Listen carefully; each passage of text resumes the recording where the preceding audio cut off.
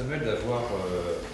largement déblayé le terrain, puisqu'en définitive, un certain nombre d'aspects qui ont trait à la création des cours du travail en France sont directement inspirés des débats des années 1830 et surtout des débats des années 1850. Je reviendrai tout à l'heure, je voudrais quand même évoquer un certain nombre d'aspects, pourquoi aujourd'hui on peut traiter, pourquoi on traite un petit peu des bourses du travail dans le champ académique français.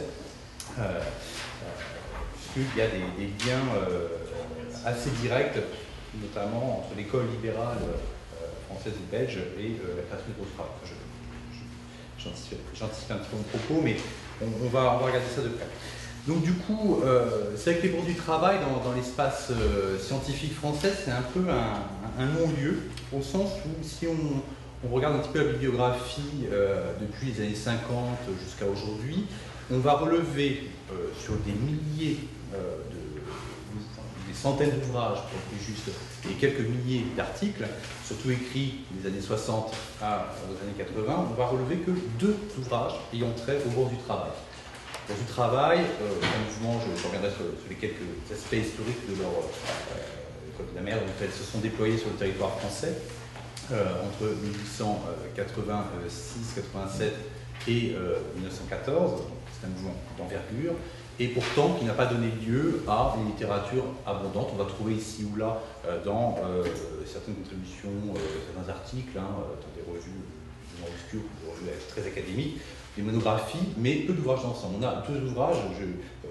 2 auteurs très différents. Le premier de Peter Schottler, qui est un historien allemand, qui va s'intéresser d'une manière aux bourses du travail dans leur premier développement jusqu'en 1902, de 1887 à 1902. Et puis un ouvrage plutôt commémoratif d'une grande historienne qui s'appelle Rolande Trempé, qui n'agit pas vraiment, n'apporte pas grand-chose à la connaissance scientifique, c'est davantage un ouvrage manifeste pour vanter les mérites de ces bourses du travail. Donc on a, pour des raisons historiographiques et qui ont trait notamment au fait que l'histoire sociale française est assez malmenée, et c'est vrai que les marxistes vont encore en prendre un coup sur la tête, j'en suis désolé, mais effectivement, des années 60 jusqu'aux années, milieu des années 90, on va avoir une dominante, quand on traite de l'histoire du syndicalisme, on va davantage s'intéresser à l'histoire des grandes heures du mouvement syndical, ou des endroits où le mouvement syndical a été, pour le moins, flamboyant. Et quand on regarde, quand on fait une historiographie et une bibliographie la plus exhaustive possible, on se rend compte qu'il y a des territoires complets du territoire français qui n'ont pas été travaillés, notamment les territoires ruraux. Et en dehors des périodes, on va dire, dans l'histoire française, le Front populaire, l'immédiat après-guerre, le Front populaire, la Libération de 68, les travaux qui s'intéressent un petit peu à cette période en creux ne sont pas très forts. Et il est vrai que les bourses du travail, parce qu'elles ont été travaillées dans le champ militant davantage par le milieu libertaire que par les marxistes, et parce qu'il y a peu d'intérêt d'historiens marxistes dans l'université française pour ces œuvres, grosso modo, ça a été largement délaissé, et aujourd'hui on se retrouve avec une littérature relativement pauvre. Donc mon propos, c'est un petit peu de réhabiliter l'intérêt qu'il y a à travailler sur le droit du travail et avoir justement leur aspect assez complexe dans l'histoire, des aspects structurants pour le mouvement ouvrier français. Et faute encore de travaux comparatistes, il est vrai qu'elles ont inspiré et ont été inspirées par différents modèles internationaux qui mériteraient d'être travaillés. Aujourd'hui, en tout cas en langue française, il n'y a rien, quasiment rien, et chez les anglo-saxons, très très peu de choses. Alors, les bourses du travail, de 2 éléments de contexte, et je terminerai, je n'ai pas présenté grosso modo, le plan de mon intervention, mais je tenais quand même à préciser un certain nombre d'aspects liés par l'historiographie, leur origine politique et sociale, vous allez voir que ça peut paraître assez étonnant, leur déploiement, et puis les œuvres que vous mettre en place. Et dans un dernier temps, j'illustrerai mon propos autour de la question de l'articulation entre éducation ouvrière et émancipation au sein des bourses du travail. C'est l'illustration que je veux porter ici et que nous pourrons en discuter. Je peux vous demander de parler pour le public et pas pour moi? Oui, je parle peut-être pas assez fort, excusez-moi. Donc, Pour les bourses du travail, les origines restent un peu confuses dans le domaine, dans le champ intellectuel français. Le premier à travailler sur cette question-là, c'est un économiste belge qui s'appelle Gustave de Molinari, qui est un économiste libéral et qui, parce que justement il faut répondre à cette question, la question sociale, justement la paupérisation des milieux ouvriers, une large frange de la population française, eh bien, il faut pouvoir trouver des outils qui permettent une meilleure redistribution des richesses et en même temps qui mettent de l'huile dans les rouages de l'économie. Dans son esprit, autant et grâce à deux innovations technologiques que sont le chemin de fer et le télégraphe électrique, ces deux innovations peuvent rendre possible une meilleure fluidité sur le marché du travail. Donc, Gustave de Molinari va, autour des années de 1846 à 1851 en France, va d'une part alerter, va essayer de rentrer en contact avec les milieux ouvriers organisés, avec également les milieux patronaux et un certain nombre d'édiles politiques ou sinon députés pour essayer de mettre en œuvre un certain nombre de bourses du travail qui n'auront pas du tout la portée que l'on leur connaît à la fin du 19e et début du 20e siècle, hein, mais qui ont vraiment pour but d'organiser pour le bien de l'économie capitaliste qui ne compte pas remettre en cause le marché du travail français. Je passe un petit peu sur les déboires. Il y aura une proposition de loi proposée donc, le 15 février 1851 qui sera pas votée. Fort en raison de cet insuccès, il retournera en Belgique. Il essaiera, à partir d'une publication, de développer ses idées en Belgique. Ça ne durera pas plus longtemps que cela. Il va rester en pause relativement longtemps. Et au moment où les bourses du travail vont se développer à partir de 1887 en France, il va, relativement critique sur des expérimentations ouvrières qui sont très très distantes du projet qu'il appelait de ses voeux,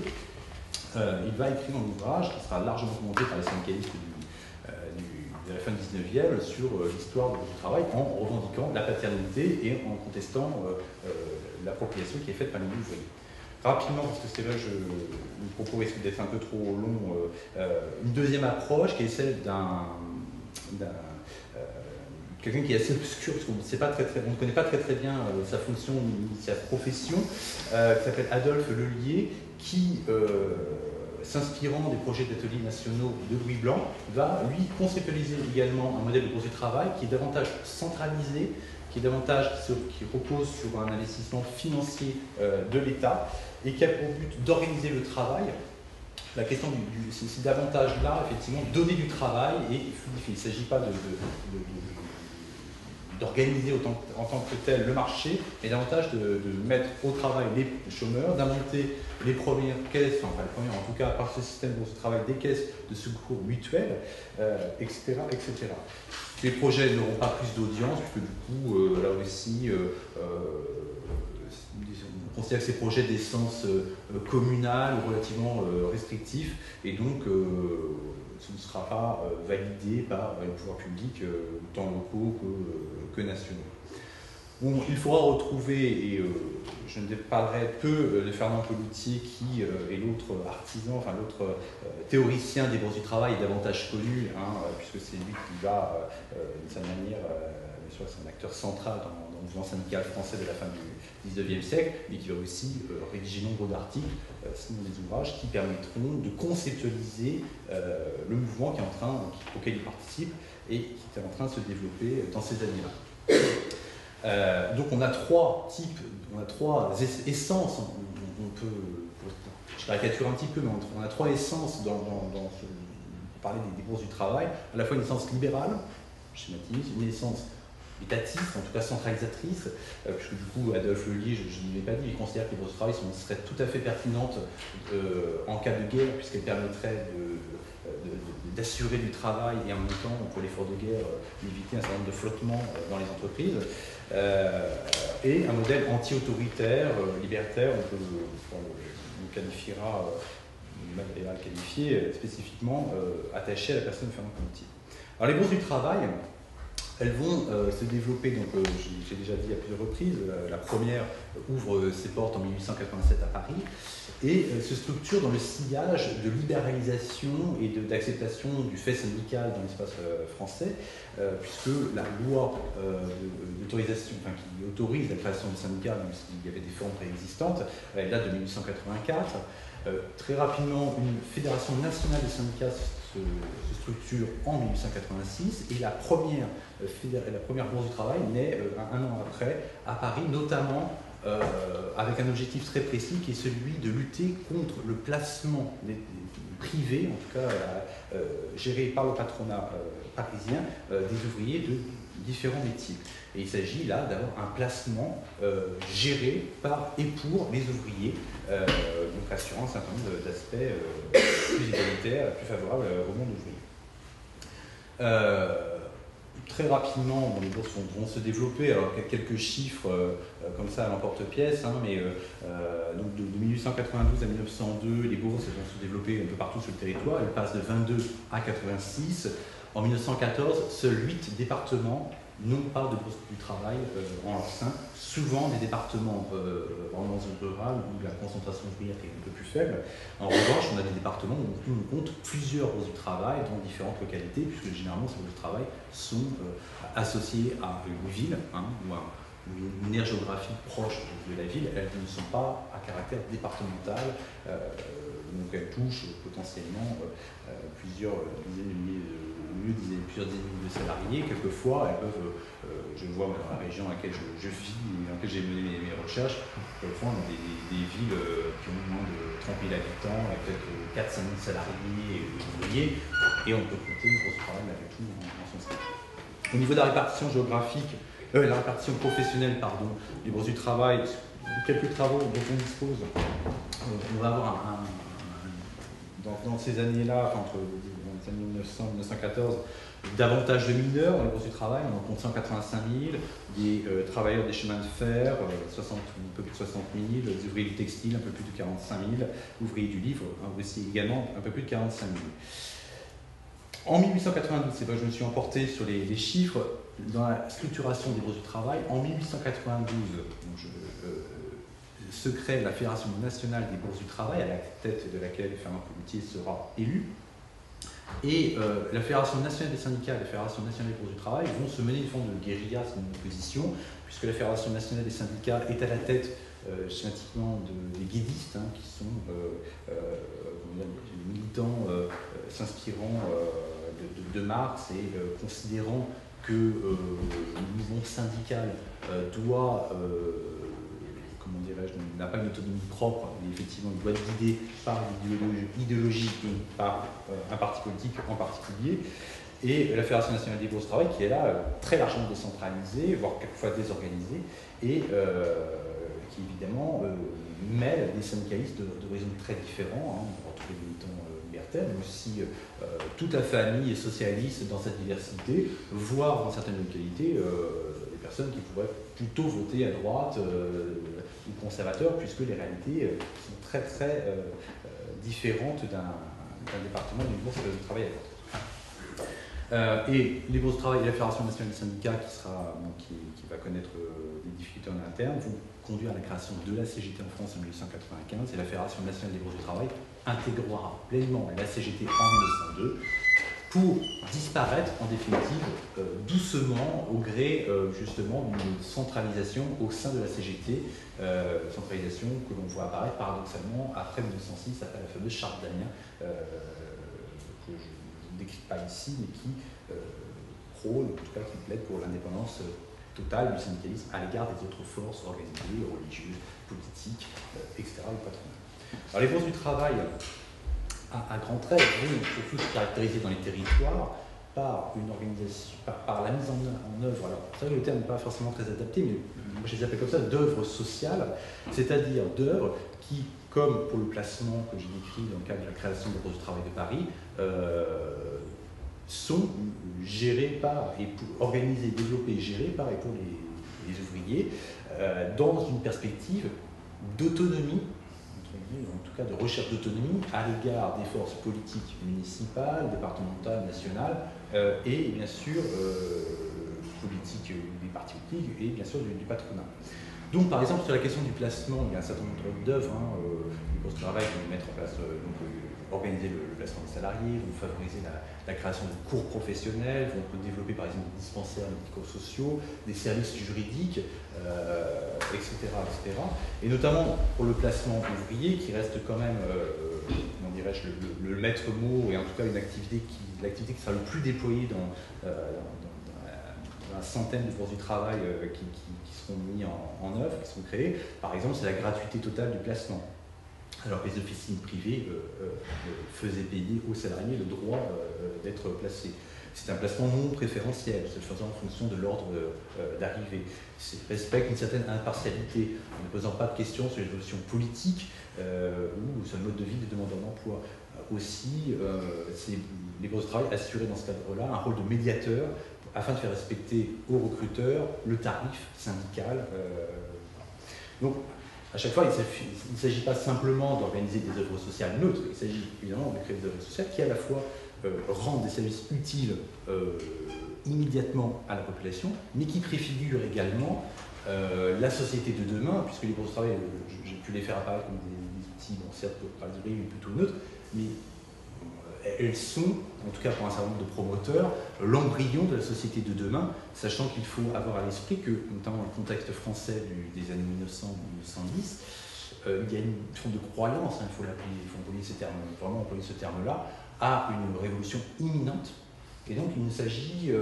que de quelques années. Donc du coup, il faut organiser très rapidement, le mieux possible, le prolétariat, afin justement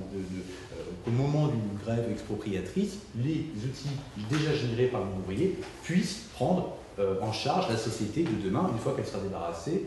bien sûr, du patronat. Pour l'État en tant que tel, c'est un peu plus compliqué, puisque les postes de travail, comme je vous l'ai décrit, ne sont pas homogènes sur le plan idéologique et sur le plan politique. Je fais ça comme ça, je pense pas beaucoup. 10 minutes. Donc, sur la question, donc là, je brossais à grands traits ces bourses. C'est vrai que quand on s'intéresse à la question des rapports entre éducation et émancipation, puisque du coup les bourses du travail, et notamment, là j'en reviens un petit peu à la personne de Fernand Pelloutier, il y a vraiment il y a une prise de conscience, il y a une conscience toute court, du fait que ce milieu ouvrier, que cette classe ouvrière, et c'est vrai que la terminologie est importante parce qu'on ne l'emploie pas tant que ça, ce concept de classe ouvrière, les intellectuels, dans les années 50, après les années 40-50 en France, on en parle concrètement. C'est vrai qu'auparavant, on a un vocabulaire et des concepts qui sont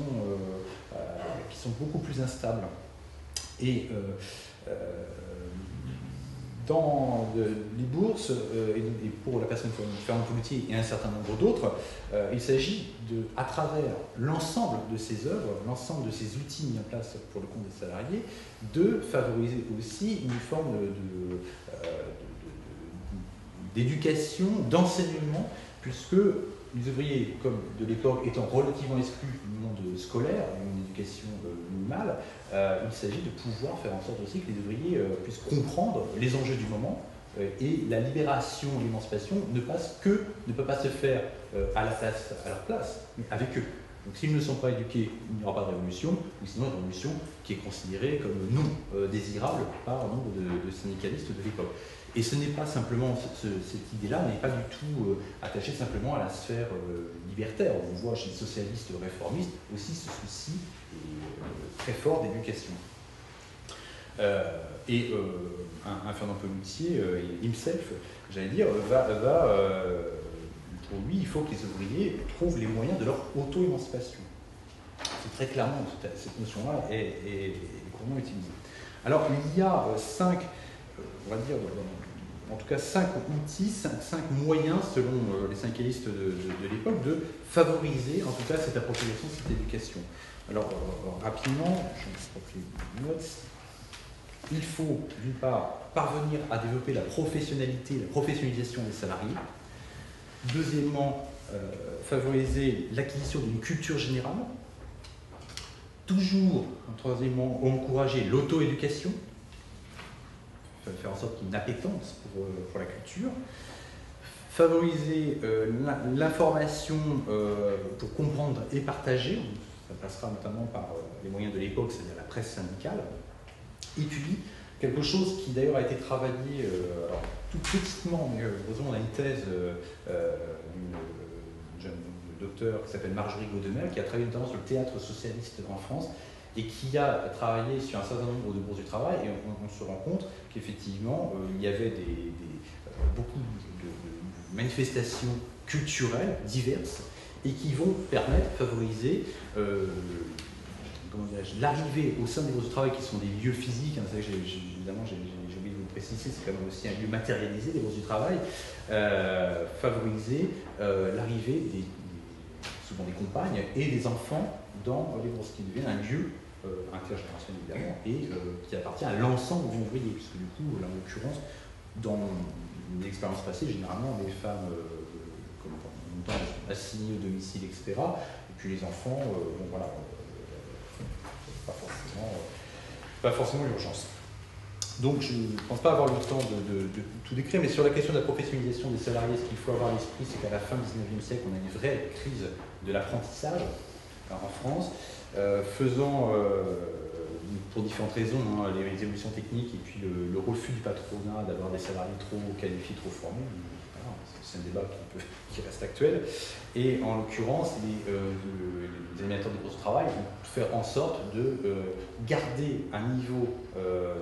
professionnalité, puisque là, justement, cela remet en cause les métiers, et c'est aussi lutter contre cette paupérisation, moins qualifiée, moins métier, et en même temps, ça dénaturerait aussi, parce qu'il y a la question, évidemment, des produits créés, et de la qualité des produits, enfin, c'est un souci constant parmi ces syndicalistes de l'époque. Ce qui se pose comme question autour de la professionnalité, c'est évidemment la question des cours professionnels, et ce qui se posera comme question, et c'est très récurrent au début du XXe siècle, c'est cette question qui donne les cours, qui fait les cours. Et on a là, c'est un grand défaut des bourses du travail de leur animateur, vraiment un ouvriérisme forcené, c'est-à-dire, enfin, qui se comprend dans le cadre de l'époque, mais en tout cas un ouvriérisme forcené, puisque majoritairement on va refuser l'entrée dans le bourse du travail, on va refuser à des intellectuels, hein, la possibilité, par exemple, dès lors qu'on était enseignant, on ne fait pas partie vraiment de la classe ouvrière, donc du coup, un enseignement co-professionnel ne peut être fait que par des ouvriers, certes qui ont d'expérience, mais que par des ouvriers. Cela fait l'objet de débats très récurrents. Se pose aussi la question sur cette dimension cours professionnelle. Vous imaginez que pour pouvoir faire des cours professionnels, il faut du matériel, il y a des moyens financiers importants. Il faut disposer de moyens financiers importants pour acheter des machines, pour accueillir des élèves. Et donc, généralement, ces bourses du travail bénéficient de subventions municipales pour pouvoir mener à bien leurs projets. Ce qui oblige justement aussi à des arbitrages, des recherches quelquefois de consensus, ou en tout cas de médiation, afin de répondre aux besoins locaux. Et la question des subventions pose la question de l'indépendance. Un mouvement ouvrier qui se veut autonome, qui compte changer les rapports de force dans la société, qui dépend financièrement étroitement de collectivités locales, ça pose évidemment des questions. Et on voit certaines bourses du travail, parce qu'elles n'arrivent pas à concilier, parce qu'il y a un conflit très fort avec la municipalité, cesser ces cours professionnels, cesser quasiment tout, puisque du coup c'est des nature des bourses, faute de moyens financiers. Sur la question de l'acquisition des cultures générales, là, c'est vrai que peut-être que vous n'êtes pas au fait de ce débat-là, mais sur les rares travaux qui existent sur la question des bourses du travail, il y a un débat qui se pose, des conflits entre universités populaires et bourses du travail. Universités populaires, très rapidement, ce sont des œuvres qui sont généralement, cela avait un statut associatif après 1901. Ce sont il peut y avoir un local, mais ce sont des lieux qui accueillent généralement des ouvriers, mais qui sont animés par des intellectuels, souvent des enseignants, mais aussi des élus, en tout cas des personnes qui ont un savoir et qui veulent le diffuser. Et là, on va retrouver les mêmes problématiques, notamment parmi les dirigeants des postes de travail, qui sont nettement plus politisés, ou en tout cas ont des positions, une certaine scolarité en tout cas. Et bon, généralement, on a considéré que les postes de travail luttaient spécifiquement contre les universités populaires. Là, quand on descend d'un niveau, on arrête de lire la littérature, les déclarations publiques, etc., on se rend compte que sur le terrain, effectivement, moins la réalité est beaucoup plus complexe, puisque on aura des universités populaires qui seront abritées par le bourse du travail, nous aurons des animateurs qui participeront aux conférences au sein de ces deux structures, et il y aura même, qu'en université populaire par exemple, des remises de fonds, des remises d'ouvrages, etc. au bourse du travail, et réciproquement. Donc les réalités sont maintenant plus complexes. Bien sûr, si on revient à la question des bourses du travail, il y a un certain nombre de conférences. Des conférences, quand je parle de culture générale, le terme n'est peut-être pas adapté, mais il s'agit de pouvoir, alors soit dans ces cas-là on a des spécialistes, mais qui ont juste le droit de, voilà, qui n'ont pas des cours, donc c'est juste c'est un caractère exceptionnel. Spécialistes, alors on a par exemple des inspecteurs du travail qui viennent expliquer la législation sociale, on va avoir des médecins qui quelquefois vont parler d'hygiène du travail, ou la question de la santé au travail. Ou sinon, on va avoir aussi des militants politiques. Alors, je pense par exemple dans le cas lyonnais, ça a été évoqué tout à l'heure, par exemple la militante libertaire Gabrielle Petit, qui va pouvoir attirer dans la grande bourse du travail de Lyon jusqu'à 800 participants à la thématique de l'émancipation des femmes et de son articulation avec le monde du travail, par exemple. Mais on va avoir aussi des thématiques qui peuvent paraître assez curieuses, mais sur la question de l'alcoolisme, du néo-malthusianisme, de l'espéranto, des progrès de la science, etc., etc. Donc on a quelque chose d'assez riche. On verra même des cours d'escrime, dans mon cas, parce que du coup, dans certaines bourses, on considère qu'il y a des sports qui permettent d'allier l'exigence physique, rigueur intellectuelle, etc., qui forgent en quelque sorte le militant de demain. L'auto-éducation va essentiellement passer par le système de mise en place de bibliothèques. Il y a des fonds. Alors, si vous avez un jour l'occasion d'aller à Paris, on vous autorise la visite. Il y a la bibliothèque de la Bourse du Travail de Paris qui est très très belle, enfin, et qui contient plusieurs milliers de volumes. Donc on a des bibliothèques qui sont essentiellement alimentées, et c'est là encore une fois toute la particularité de la Bourse du Travail, par des fonds financés par le ministère du Commerce, puis le ministère du Travail à partir de 1906, qui sont de trois natures différentes. Alors, on va avoir des ouvrages qui ont trait aux dimensions techniques, c'est-à-dire pour les cours professionnels essentiellement. On va avoir des ouvrages ayant trait à la question de la législation industrielle. Et puis on aura un troisième élément, financé par le ministère du Commerce. Vous voyez un petit peu le contexte politique des années 1900, ça peut vraiment paraître curieux. Tout un tas d'ouvrages de différents auteurs socialistes de l'époque, mais sans exclusif. Encore une fois, dans les bourses du travail, on va retrouver grosso modo tout ce que la littérature sociale, bien sûr du roman, mais je parle vraiment d'ouvrages de la politique, tout ce qui peut être produit et donné à lire aux ouvriers. Il faut savoir que les espérances des syndicalistes sur ces sujets, en tout cas les objectifs n'auront pas été atteints, puisque quelques registres qui restent de la fréquentation de ces bibliothèques-là, on se rend compte qu'il n'y a pas énormément de ouvrages et pas beaucoup de lectures sur place. La presse syndicale, je ne m'attarde pas, il y avait une presse syndicale assez dense, notamment des bulletins de bourse du travail locaux qui permettaient à la fois de faire passer des messages évidemment et à la fois de tenir au courant de l'activité de la bourse du travail, de la rendre attractive, etc. Les arts et divertissements, j'en ai un petit peu parlé tout à l'heure, autres moyens, à savoir notamment la pratique théâtrale, qui bénéficie d'un travail très intéressant, et de compagnies d'ailleurs qui étaient organisées par des syndicalistes. D'ailleurs là on trouvait de la mixité en termes de genre, c'est-à-dire qu'on avait des femmes dedans, parce que d'autres activités, il ne faut pas imaginer pour ce travail comme la question féministe n'est pas... Il y a encore beaucoup de travail à faire, à part quelques bourses du travail, en tout état de cause. On retrouvait là plus facilement des femmes, notamment les deux compagnies de théâtre du peuple à Damien et théâtre social de Marseille vont faire des tournées un peu partout en France, et notamment avec des répertoires, certes pouvant être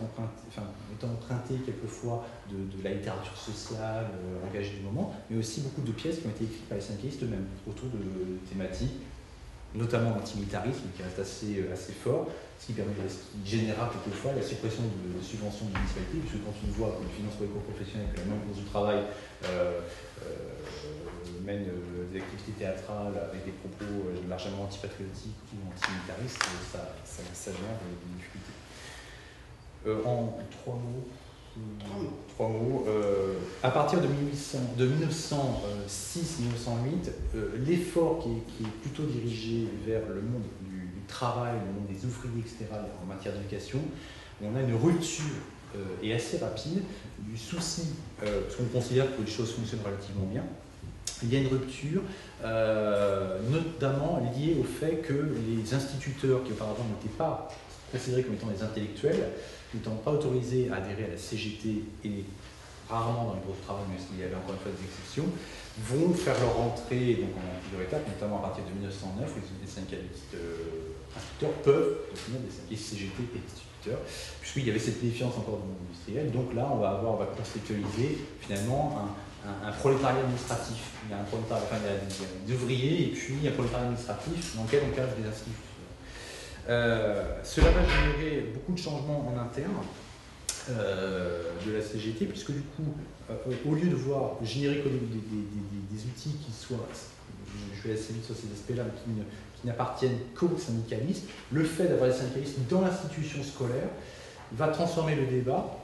en ce sens où on considère qu'aujourd'hui, on peut gagner des choses au sein de l'institution scolaire, ce qui est vraiment un bouleversement, puisque là, on admet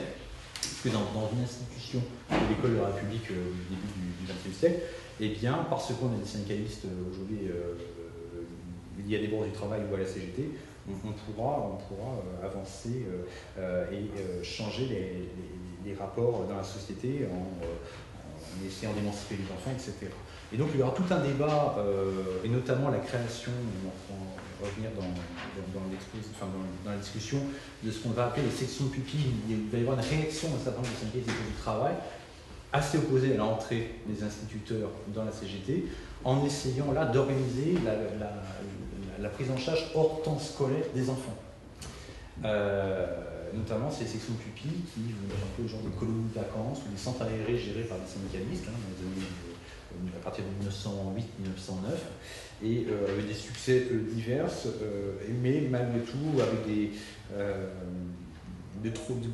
critiques de plus en plus importantes au sein même de la CGT et des bourses de travail autour de l'embrigadement qui est fait,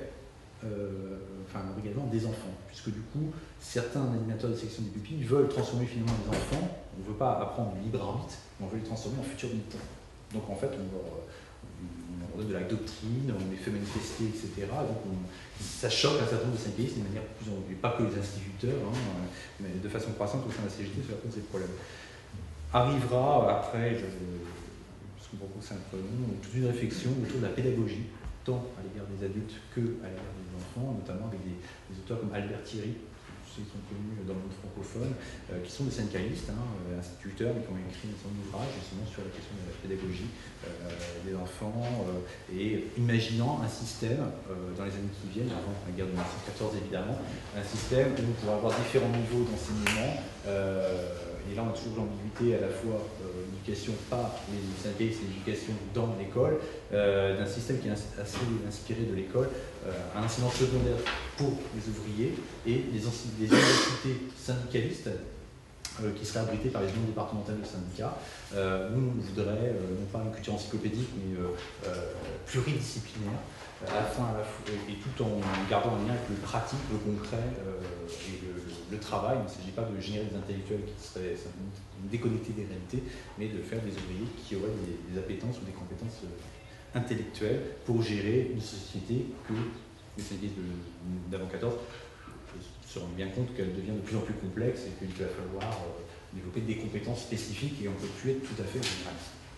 Je m'arrêterai là pour dire qu'il y a beaucoup de travail encore à faire sur la question des bourses du travail, faute, vous l'avez compris, j'ai insisté là-dessus, faute de travaux systématiques. Je ne sais pas, je n'ai pas croisé de chercheurs